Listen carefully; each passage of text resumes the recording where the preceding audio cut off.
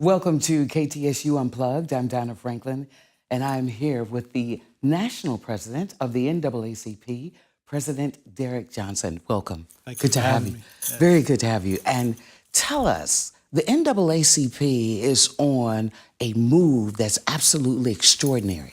But Tell us about that move. I've celebrated my first year as president and CEO, and I recognize in 2018 we cannot continue to use 1960 tactics. But also appreciate, understand the nature of who we are as an organization. We are a membership-based advocacy organization. We advocate for public and private policy to impact the quality of life of the communities we represent. And if we do that well, we make democracy work. Let me ask you something. You said of the communities we represent. What are those communities? So it's primarily African-American communities, but we represent disenfranchised communities and whatever the membership makeup is in a particular area, like a Baptist church. Yeah. Right? Okay. So we have 2,200 units across the country.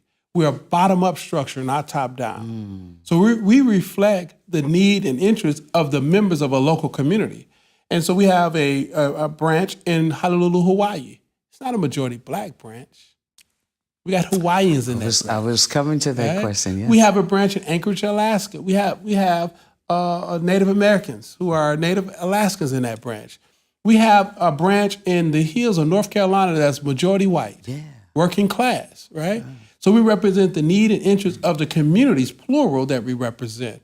Bottom-up structure, I mean, those units and those members, they define our policy direction, and they come together to be the national association. So every year, we are defining and redefining our positions based on the feedback from our members across the country. So I'm going to ask you something. Being a seasoned woman like myself, I've known about the NAACP. Season like 28, 29. Yeah, that's season. good. We'll take that. Yeah, we'll do that. Yeah. But I've known about the NAACP for a long time. Let's talk about getting the youth to understand what the NAACP is all about. How are you going about doing that? But NAACP, we're like most organizations at this time. We have to redefine our value proposition, not only for young people, for everybody. Why should someone join and be a part of the NAACP? Exactly. Our institutions are shrinking. And this is not a Black phenomenon. It's a national reality. Sears just filed bankruptcy because people are so individualistic that they can do everything online. So we have to redefine our value proposition to bring people under a tent so they can see community and not technology. But we got to drive it with technology so people can't be in community. And what does that mean? My sons no longer watch television. They watch everything on their laptop. And as a result of that, they can quarantine themselves in their room and in a space, and you never know that they're there. You don't even know what they're watching. So we have to create spaces where young people who are so predisposed, where they can come together, and that gathering will be something that they have interest in around technology. So we use the tools that they are looking at to bring them together. We just met with an entity talking about building out more coding spaces where young people can really leverage their understanding of technology. Now, you ask me, I don't know what coding is, but they do. Yeah. So how do we partner with another big brand to draw young people to say that we value not only your interests, we value your input because your inputs can impact where we go as a nation. That's really important. As this Houston branch just celebrated its 100th anniversary. Yes. Your thoughts on that? But, you know, the organization, we're 109 years old.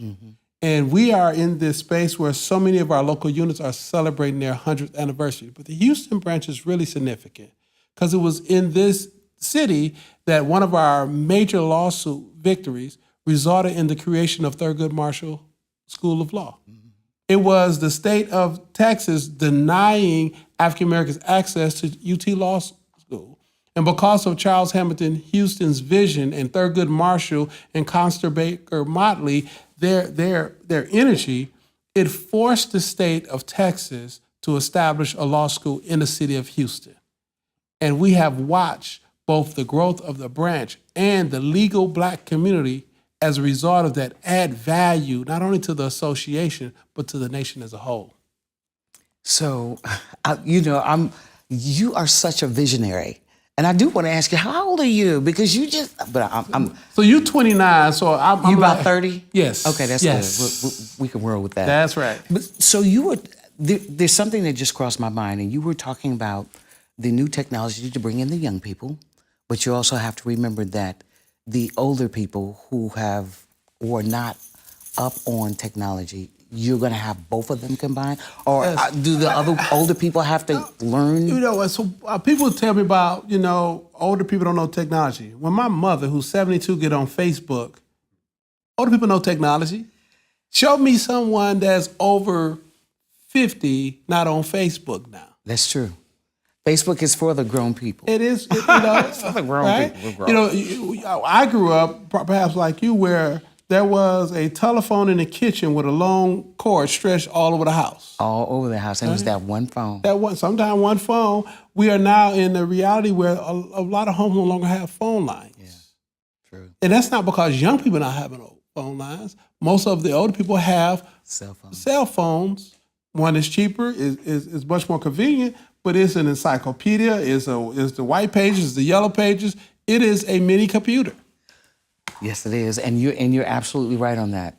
Here's another point. If somebody listening to this KTSU Unplugged and they want to find out more about the NAACP and especially the move that you're taking this great organization into, how can they do that? Our website, NAACP.org, NAACP.org. If you want to follow me on Twitter, at DERRICK NAACP, that's at Derrick NAACP.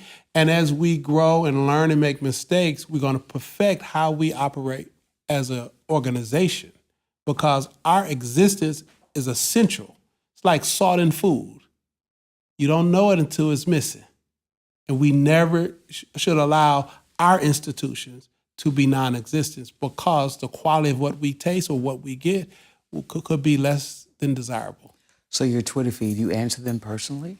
On some cases, yes. Oh, okay. I like that. Right? Good, Now, if you tweet, say, they turn off my light because I'm black, then because I know half the time they turn off it because you ain't paid your bill. No, I'm not going to get into that conversation. But there are times I do answer personally.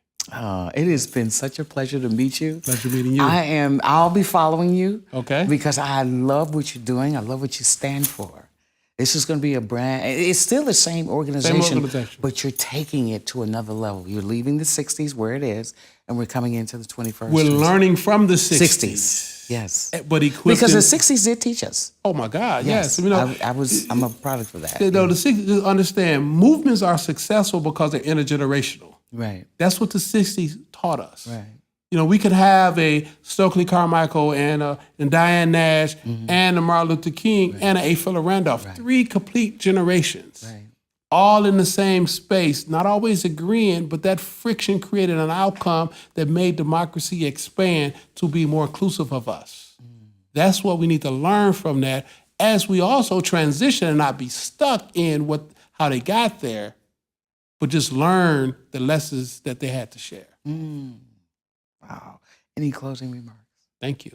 Oh, no, you got to give some. No, because you are so captivating. Understand that. I just want you to you have prolific words of thought.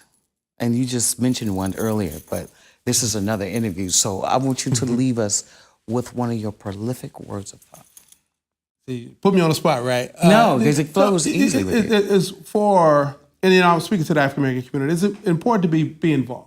If we don't invest in our institutions, who will? And when we need our institutions and they're not there, what are we going to do? We're all we have. There's no one stepping in to save us. We are, as a collective, the saviors we're looking for. That there's something in all of us, and if we collectively put that together, Naeem Akbar used to have this saying, collective consciousness.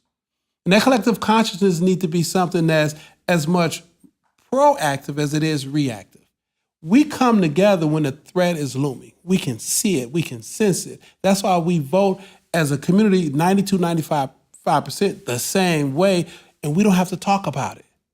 But we also need to really leverage proactively our collective consciousness and trust one another. This concept that black folks can't work together, black folks can't do, can't.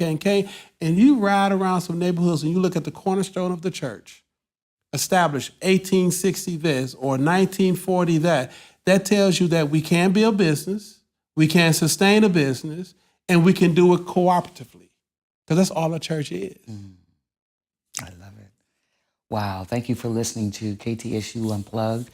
You just heard what President Derrick Johnson of the NAACP said. We are all we have. Join this incredible organization, NAACP.org. Thank you for listening. Thank you.